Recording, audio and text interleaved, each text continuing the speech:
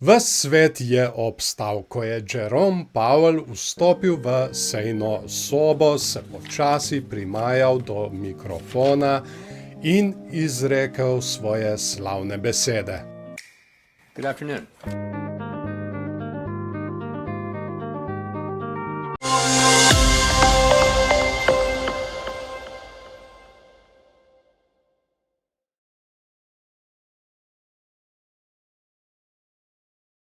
Torej, večinoma pozitivne novice iz strani Feda, morda večji poudarek je bil na pomanjkanje podatkov in pa tudi na to, da je decembrsko znižanje trenutno še pod vprašajem. So se pa obrestne mere znižale, ampak trg je na to odgovoril negativno, kot lahko vidimo tukaj v zadnjem času, ko smo padali. Še vedno pa ni bilo tako drastično kot tukaj, ko so bile uvedene carine na Kitajsko. No, trenutno gledamo dnevni graf Bitcoina napram dolarju in tukaj trenutno ni nič kaj tako zanimivega. Še vedno se gibljamo na tej podpori, ki smo jo označili v prejšnjem videu. Ta podpora je zelo pomembna in treba bo paziti tudi tukaj, da nismo mi slučajno naredili kakšnega dvojnega vrha, kar bi lahko pomenilo, to je namreč medvedji vzorec, in to bi lahko pomenilo, da lahko gremo še globlje dol v tole podporo. Lahko pridemo vse dol do 100.000. Je pa ta podpora zelo pomembna za bike, ker če slučajno mi to izgubimo, potem lahko pademo tudi vse dol do 95-93 tisoč. Tako da to bi bilo to, kar se tiče dnevnega grafa, ni nekih velikih novosti, edino to bo treba paziti, da nismo mi naredili slučajno dvojnega vrha. In v tem primeru, če smo, je pač treba spremljati tale širok pas podpore, predvsem pa tole dno tukaj na 100.000. Poglejmo si zdaj še tedenski časovni interval, če je morda kaj novosti tukaj, pa to bom odstranil, da nas ne bo motilo. Zdaj, stvar, ki me blazno moti in sem jo tudi izpostavil v prejšnjem videu, je tale medvedja divergenca. Imamo vrh, višji vrh in na to še en višji vrh. Medtem ko tukaj pri RSI pa smo naredili vrh, nižji vrh in na to še en nižji vrh. To bo treba paziti. In biki bodo morali pokazati končno svojo moč in narediti tukaj višji vrh od tega, to je na okoli 65. Še eno stvar bo treba paziti, tudi tukaj smo očitno naredili medvedji dvojni vrh in bo treba paziti, da se ne izvede. Še vedno smo na njegovi neckline meji, tam nekje, to je okoli 110.000 in te meje ne smemo izgubiti, ker če ne, kot sem že prej povedal, lahko gremo naprej dol v tole podporo. Se pa morda tukaj dela tudi neka manjša skrita bikovska divergenca, imamo dno in pa dno na isti višini v gibanju cene, medtem ko tukaj pri RSI pa imamo dno in pa nižje dno. Zanimivo. Ampak dokler ne dobimo jasnega odboja, ni nič še dorečenega. Poleg tega imamo tudi stokastik RSI v preprodanem območju, kar se mora tukaj zdaj zgoditi, je, da se križamo navzgor in gremo nazaj gor v bikovsko območje. In kot zanimivost si dajmo pogledati še mesečni časovni interval. In tudi tukaj lahko zelo jasno vidimo tole medvedjo divergenco, ki je kar precej moteča. Imamo vrh, višji vrh in še en višji vrh.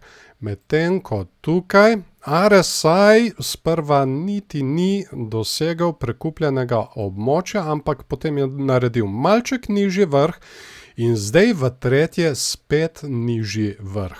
Poleg tega oktober se bo očitno končal rdeče, zdaj se končuje oktober z današnjim dnem, tako da bomo videli, kakšen bo odziv v novembru. Imamo pa tukaj morda tudi možnost, da se nam izvede še ena skrita bikovska divergenca, kar bi lahko pomenilo na nadaljevanje rasti. Ampak trenutno tega še ni, tako da bo treba še malce počakati. Tako da povejte mi, kaj si vi mislite, se morda cikel zaključuje ali smo šele komaj začeli? Kar komentirajte spodaj in seveda ne se pozabite tudi naročiti na kanal, ker bomo konstantno spremljali dogajanje na kriptotrgu, sploh v teh zanimivih mesecih. No in zdaj poglejmo še sponzorja tega videa preko Crypto News in to je Bitcoin Hyper. No in kaj je Bitcoin Hyper? To je v bistvu novost na Bitcoin omrežju s prvim pravim Layer 2 protokolom, ki prinaša hitro, poceni in varno uporabo Bitcoina v vsakdanjem življenju. Projekt združuje moč Solana tehnologije z varnostjo Bitcoin Layer 1 in omogoča skoraj takojšnje transakcije brez nepotrebnih zamud ali visokih provizij. Z Bitcoin Hyper postane Bitcoin pripravljen za uporabo v svetu plačil, meme coinov in decentraliziranih aplikacij. Ima tudi svoj edinstven bridge sistem, s katerim lahko varno preneseš Bitcoin na Hyper omrežje in ga nato po potrebi dvigneš nazaj, brez posrednikov in s popolnim zaupanjem v tehnologijo. No, na podlagi tega projekta imamo že video na kanalu, tako da vsekakor priporočam, da si ga ogledate, kako jim kaj gre. Zbrali so že več kot 25 milijonov. Do konca tega kroga je cilj 25 milijonov 600 tisoč ali pa v času snemanja 2 uri in 51 minut. Torej, krog se zaključi glede na to, kaj bo prej doseženo. Ali prej poteče ta čas, ali bo dosežen tale cilj. En Hyper trenutno stane okoli 1 centa, torej 1,3 centa, če smo malček bolj natančni. Kupi se pa lahko s kriptom, kartico in pa posebej še s Solano.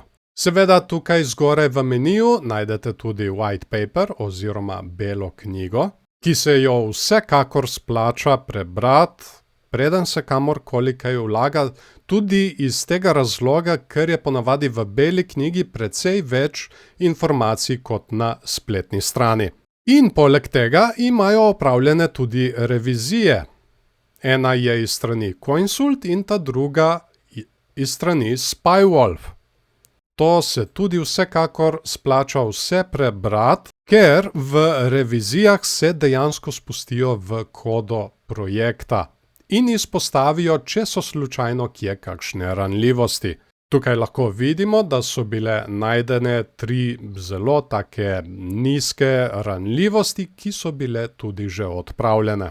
In seveda, če imate še kakršnokoli dodatno vprašanje, so tukaj zgoraj povezave tudi na njihov Telegram in pa na X. Ampak v tem primeru morate paziti, da dejansko komunicirate z njihovim supportom, ker zelo hitro se lahko najde nekdo, ki se pač predstavlja za support, pa v bistvu to ni in ima čisto drugačne namene.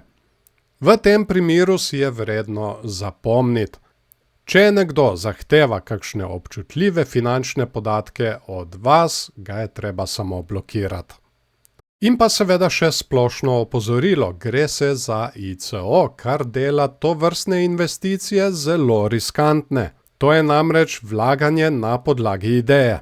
In poleg tega, kljub temu, da ima nek projekt v ozadju, je to še vedno meme coin. In kot že samo ime pove, tukaj se gre za zabavo in skladno s tem se je treba tudi obnašati. Torej, če se že karkoli vlaga v tovrstne projekte, se vlaga dejansko denar, ki si ga pripravljen pogrešati. In to je drobiž. Naj se na tem mestu zahvalim še vsem patronom, ki pomagajo pri vzdrževanju tegale kanala.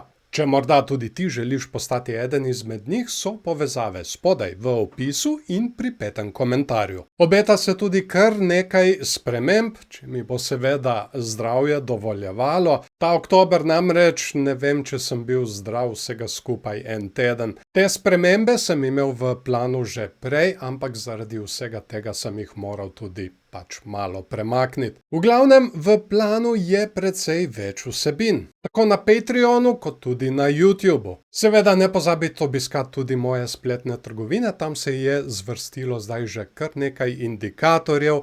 Imamo naprednejši RSI, naprednejši MFI, RSI, ki se prikazuje kar na svečkah, MFI, ki se prikazuje na svečkah in seveda tukaj je tudi ARI oziroma Asset Rotation Index, ki prikazuje, kam na kriptotrgu se preliva denar. Ali se preliva v Bitcoin, ali v altcoine, ali v stablecoine. In pa seveda ne se pozabiti naročiti na kanal, tukaj redno spremljamo trg kriptovalut. Ne pozabi dati všeček temu videu, če vam je bil všeč, ali pa morda tudi ne všeček, če vam ni bil. Delite s svojimi prijatelji in pa seveda komentirajte spodaj. Začnimo debato, kako se vam je zdela tokratna analiza. Se strinjate z njo ali se ne strinjate z njo? In tako, to bo tudi vse za tokratni video. Ne se pozabiti naročiti za nove vsebine in se vidimo v naslednjem videu. Čau, čau!